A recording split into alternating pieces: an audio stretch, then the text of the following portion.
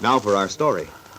In a courtroom at Huntsville, the county seat near Wakefield, a tense drama was taking place. The first day of the custody suit, which centered about the baby son Kit Meade had brought back from California. David Bowman's testimony had been expected to be favorable to Bill, but had been largely discredited by George Farnsworth, the attorney Ben Calvert hired in Chicago. Your Honor, I wish to call the next witness. Proceed, Mr. McKillop. Miss Louise Thorndyke. Be seated, please, Miss Thorndyke. Raise your right hand, please. Do you solemnly swear to tell the truth, the whole truth, and nothing but the truth, so help you God? I do. Your name, please. Miss Louise Thorndyke. A little louder, please. Miss Louise Thorndyke. And your occupation, Miss Thorndyke? I'm a registered nurse. Where do you live, please? Well, you mean at present? Yes. I'm staying at the Brown Palace Hotel in Wakefield temporarily. I see. What was your place of residence prior to moving into the Brown Palace Hotel? I was living in Mr. Ben Calvert's home on 11th Street in Wakefield. You were employed by Mr. Calvert, were you not, Miss Thorndyke? I was. What were your duties while you were in Mr. Calvert's employ? I took care of his grandson, Miss Calvert's baby boy. I see. Now, while you resided in the Calvert home, looking after the child there, you must have seen quite a good deal of Miss Calvert. Is that true? Well, not exactly, Mr. McKillop. What do you mean? Do you mean you did not see Miss Calvert very much? That's right. But she must have instructed you and told you what to do, and how to care for her child. Did you receive your instructions from her? No, I didn't. You see... Well, suppose you tell us in your own words what your daily routine was at the Calvert home. Well, in the morning, the baby was fed at 7. You gave the child his breakfast at 7, you say. Was Miss Calvert often present during this morning feeding? Oh, no, sir, never. Miss Calvert was never present when her son had his morning feeding. And yet we're to believe that this young woman is a devoted mother and it... I object, Your Honor. Mr. McKillop's personal opinions have nothing whatever to do with a fair understanding of the case to be tried here today. Objection sustained. Mr. McKillop, you may proceed without registering your personal views, please. All right then, Miss Thorndyke. After the baby had been fed, what did you do next? Well, of course, he had to be bathed and dressed. Then he had his morning nap. After his noon meal, we usually went for a walk. Now, just a moment, Miss Thorndyke. Did Miss Calvert help you in any of the activities you've just enumerated? Never. Never? That's right. When I first went to work there, I was surprised. You see, I was accustomed to mothers who showed some interest in their children.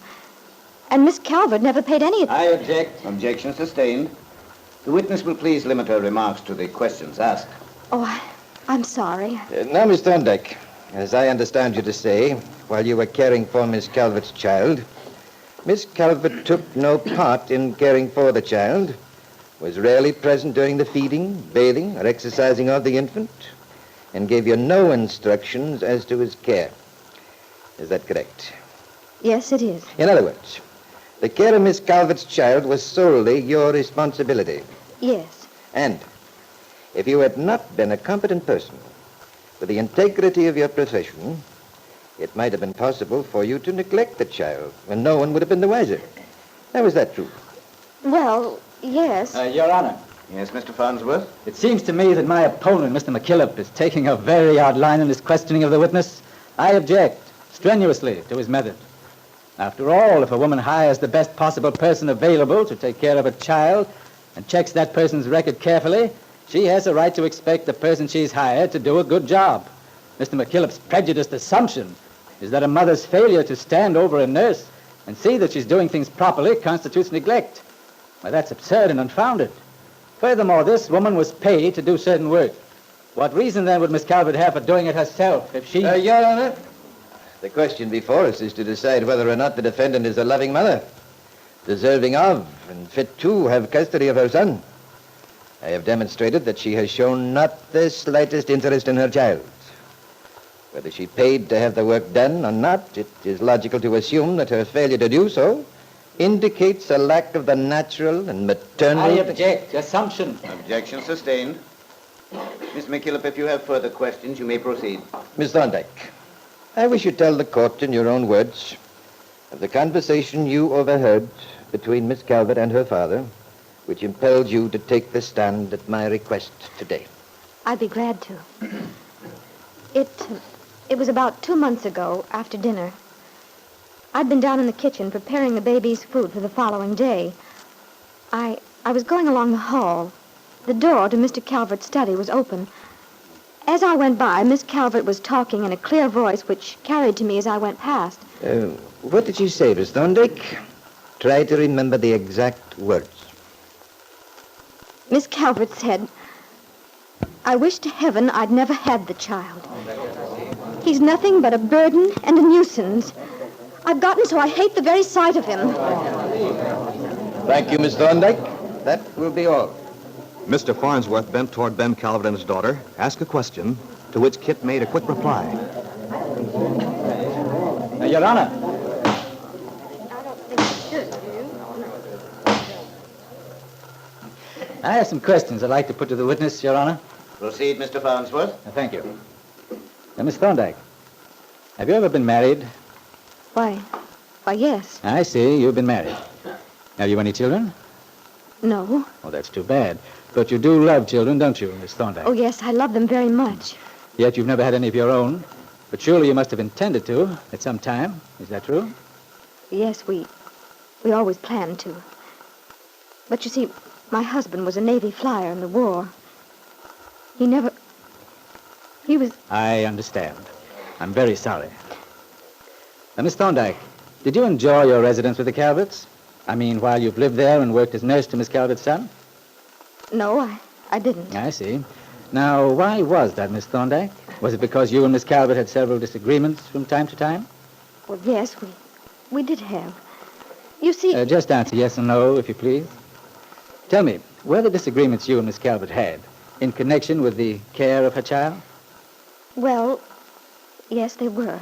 Miss Calvert wanted to do things one way. You wanted to do them another.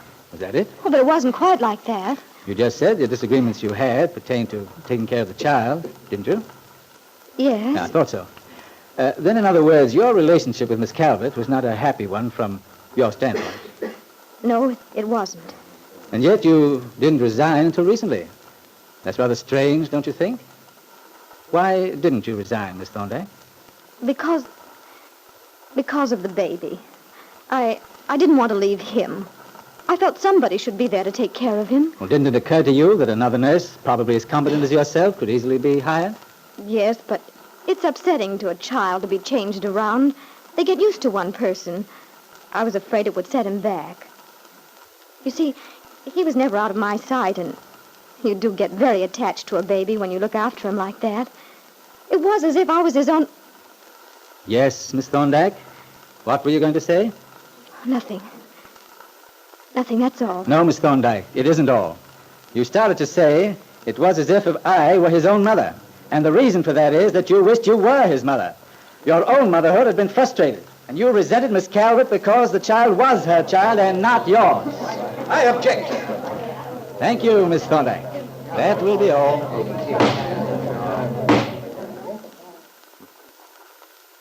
As Miss Thorndyke returned to her seat, looking drawn and disturbed, Aunt Mary and Lefty exchanged a worried look. Everything Angus McKillop had built up, Ben's lawyer had managed to discredit and destroy.